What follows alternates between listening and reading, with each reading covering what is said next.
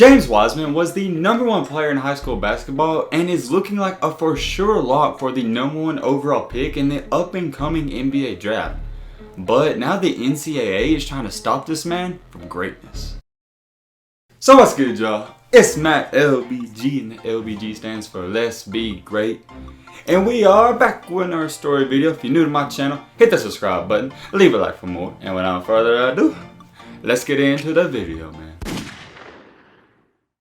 James Wiseman is an absolute beast. He looks like he's going to be the next superstar in the NBA. He balled out in high school and was the #1 overall player. And heading into college, he's looking like the #1 overall pick. But out of nowhere and all of a sudden, the NCAA is trying to stop this man from reaching his goals. The Memphis star freshman has been suspended 12 games by the NCAA and will be eligible to play on January 12th. But although he has been dealt this suspension, Memphis did announce that they will appeal this suspension. But unfortunately for them, it looks like it's going to hold up. The reason for this punishment and suspension is due to because James Wiseman's mother accepted almost $12,000 from Penny Hardaway in the summer of 2017. After the NCAA did suspend Wiseman, he did post a message on his social media that reads, "God has never left me nor forsake me throughout this process. Trust God, keep the faith, stay the course." Penny Hardaway himself doesn't agree with the suspension. He even goes on to say, I don't know what you want me to say. I feel like James should be on the floor. This is where the NCAA isn't making sense, and this is the truth behind everything. Initially, they did declare Wiseman eligible in May, but after further investigation, they found documentation of Hardaway's payment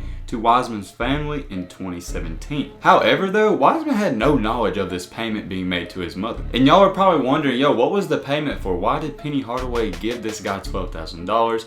Here's the reason. James Wiseman played for Penny Hardaway in AAU ball, and he wasn't living currently where the AAU team was. So therefore, if y'all put 2 and 2 together, yes, Penny Hardaway paid a little expenses for him to move where the AAU team was. Wiseman's family moved from Nashville to Memphis. At the time, Hardaway was the head coach at East High School and ran the Team Penny grassroots program, which is AAU. Wiseman did play for Team Penny, and then he did actually enroll at East High School. And here's where everything doesn't make sense by the NCAA. Y'all are probably like, why can't, Penny Hardaway give his mother $12,000? He has nothing to do with Memphis at the time.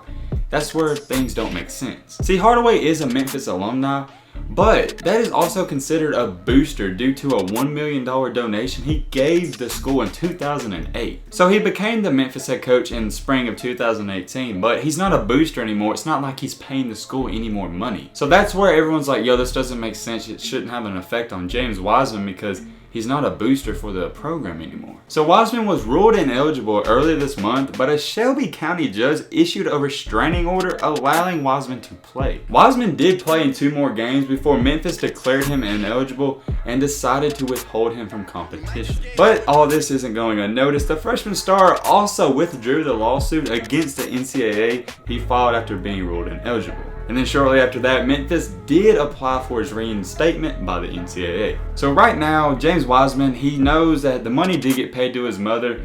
Even though they don't agree with it and he shouldn't be in trouble, he is acknowledging it, which is very professional. Not only does Wiseman have to sit these games, he has to donate $11,500 to a charity of his choice. Now the NCAA, I just want y'all to know, this makes completely no sense. You're saying our athletes in college can't make money off of their names, and don't even say these guys can get a job because they cannot get a job. You can't play sports and go to college and have a job. You just don't have enough time. They don't have enough time for a job, but you want this man to somehow find nearly $12,000 and donate it to a charity. Come on, man. This makes no sense at all. This is where the NCAA just doesn't make sense. It's almost like they want this man to get in trouble.